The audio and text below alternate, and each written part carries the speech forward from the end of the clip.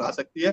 मेरा तो अभी तक यही मानना है। जी, मैं आता हूं अधीर जी आपके पास। इससे पहले मैं चैनल पर एक आए नए मेंबर गिरीश पांडे जी का भी स्वागत करूंगा। उनका जो कंट्रीब्यूशन आया है उनका भी बहुत बहुत धन्यवाद। अधीर जी, रोज अपना कुंवर जी ने बात कही कि पीओके की बात कही।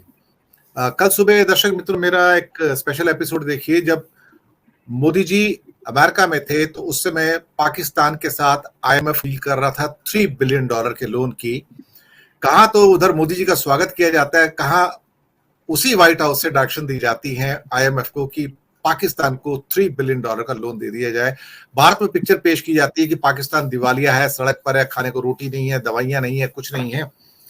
लेकिन चीन और अमेरिका, मैंने पहले भी कई बार कहा है कि पाकिस्तान को कभी डूबने नहीं देंगे, क्योंकि अमेरिका का पाकिस्तान एक स्ट्रेटेजिक पार्टनर है 75 सालों से।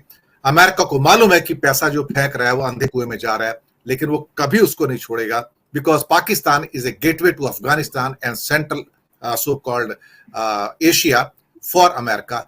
और अमेरिका के लिए 3 billion 5 billion not more than peanuts हैं, और वो इतने दाने किसी के सामने भी फेंक सकता है, क्योंकि वफादार लोग भी तो चाहिए अमेरिका को, और पाकिस्तान ने हमेशा वफादारी निभाई है। और यूक्रेन को जितने हथियार जा रहे हैं इस समय, एम्यूनिशंस, मिसाइल्स, गोला बारूद, सब पाकिस्तान की आर्मामेंट फैक्ट्री से निकल कर जा रहे हैं, और पाकिस्तान के ऊपर उसका ट्रस्ट है। सारा रॉ मटेरियल अमेरिका और यूरोप से आ रहा है, वहां पर 24 घंटे काम कर रही हैं उनकी फैक्ट्रियां, और वो सारा माल बन के जहाज में लदकर इस टाइम यूक्रेन में जा रहा है। अधीर रोह साहब, अगर आप भ्रष्ट हैं, अगर आप माफिया के लोग हैं, अगर आप क्या कहते हैं कि हवाला के अंदर बड़े कारोबार करते हैं, तो आप भाजपा के मित्र हैं, और आप चाहें तो जब मर्जी भाजपा के अंदर मंत्री बन सकते हैं। आपके सारे पाप बड़ी वॉशिंग मशीन के अंदर धुल जाएंगे। इस बीच प्रताप एपी का भी एक नए मेंबर आए, उनका भी स्वागत है।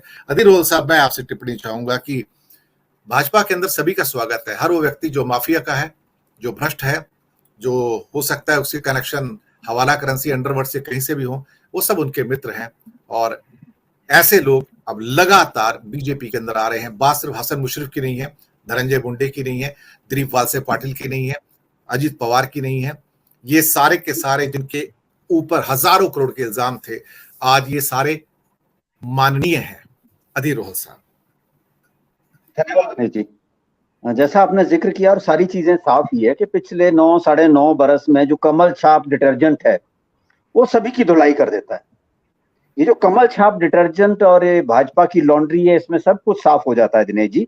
और उसमें आप बड़ी लंबी फहरिस्त है, कहाँ से गिनाना शुरू करेंगे। पूर्वी भारत में हेमंत बिस्वा शर्मा है, बंगाल है, फिर महाराष्ट्र है, कहाँ कहाँ नहीं है। तो ये सारी एक जो लॉन्ड्री है ये भारतीय जनता पार्टी के पास है, और कमल छाप एक वहां पर उनके पास साबुन है, उससे धुलाई होती है, निकल के आ जाते हैं। फिर वो पवित्र भी हैं, साफ सुथरे भी हैं, और सारी चीजें हैं। लेकिन जैसा आप भी जिक्र कर रहे हैं और हम सभी देख रहे हैं, और देश की जनता भी कहीं ना कहीं ये सारी चीजें देख रही है। अगर ऐसा ना होता तो भले ही जो कर्नाटक है, कर्नाटक में भारतीय जनता पार्टी ने क्या कोशिश नहीं की।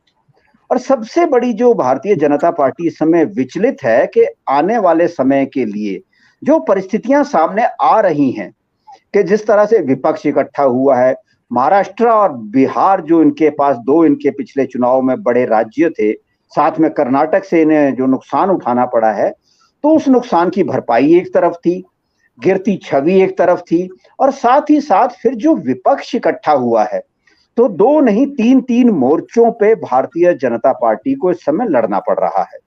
तो उसमें कहीं ना कहीं सबसे पहले तो राज्य दर राज्य, स्टेट बाय स्टेट विपक्ष जो है उसको कमजोर करने की कोशिशें हैं। लेकिन जैसा भी जिक्र हुआ, और 2-3 दिनों से हम भी देख रहे हैं कि इसका ज्यादा फायदा जो भारतीय जनता पार्टी चाहती थी, संभवतः वो भारतीय जनता पार्टी को महाराष्ट्र में वो फायदा नहीं मिलेगा। क्योंकि कहीं ना कहीं जो पिछले चुनाव, क्योंकि सारा खेल जो था, ये तो साफ है कि ये अपना जो विधानसभा है उससे मोदी जी या अमित शाह को कुछ नहीं लेना विधानसभा चुनाव से। ये लोकसभा चुनाव के लिए सारी की सारी जो गोटियां हैं वो बिठाई जा रही हैं।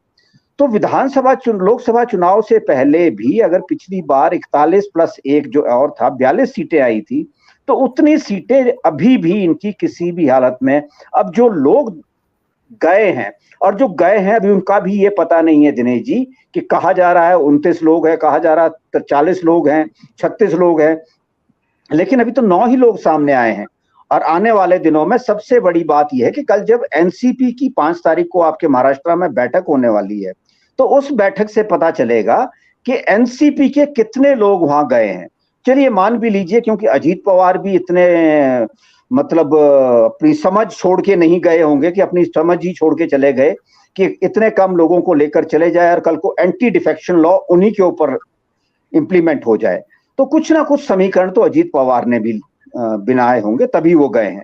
लेकिन क्या वो अगले लोकसभा चुनाव में, और जिस तरह से हम सभी जानते हैं, और अभी बात भी हुई कि शरद पवार भले ही मोटे तौर पर अब सभी उनकी मंशा पर अंदेशा जता रहे हैं, और जाहिर सी बात भी है कि जो शरद पवार का जिस तरह का राजनीतिक तौर पर एक भूमिका रही है कि उनके ऊपर संदेह हमेशा किया जाता रहा है, लेकिन उसके बावजूद भी जो राजनीतिक तौर पर शरद पवार है, आप जानते हैं कि वो किस हद तक मजबूत आदमी है और किस हद तक वो अपनी जो राजनीतिक समझ का इस्तेमाल किस समय करेंगे, कैसे करेंगे।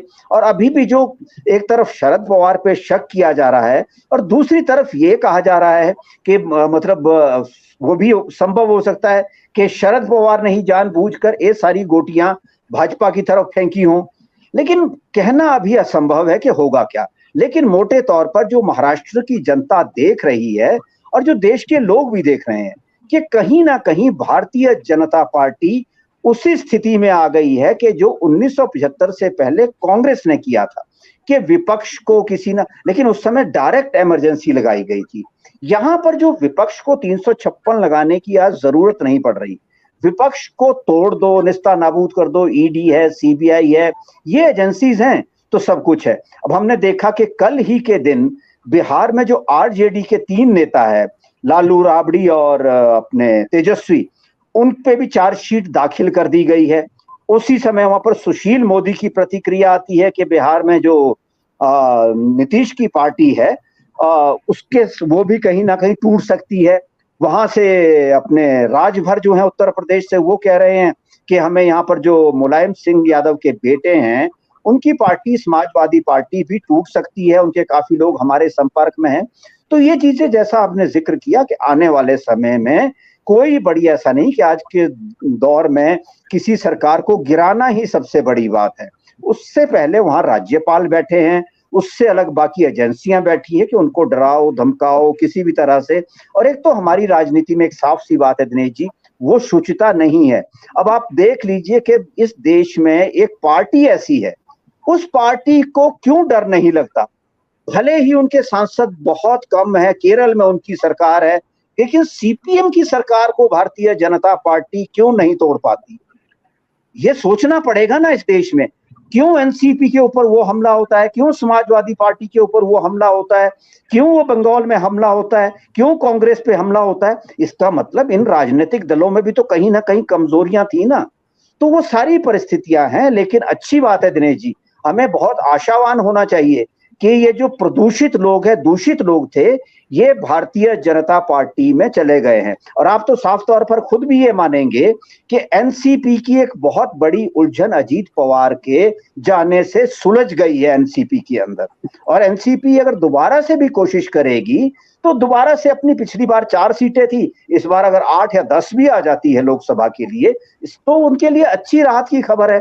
और जो विधानसभा में उनकी स्थिति है, पहले ही वो महाविकास आघाड़ी के साथ हैं, तो मुझे नहीं लगता कि एनसीपी का अभी भी कोई बड़ा नुकसान हुआ है जब तक शरद पवार एनसीपी के साथ हैं और महाराष्ट्र की जनता महाविकास आघाड़ी के साथ खड़ी है। जी, आऊंगा धनंजय जी आपके पास। और इससे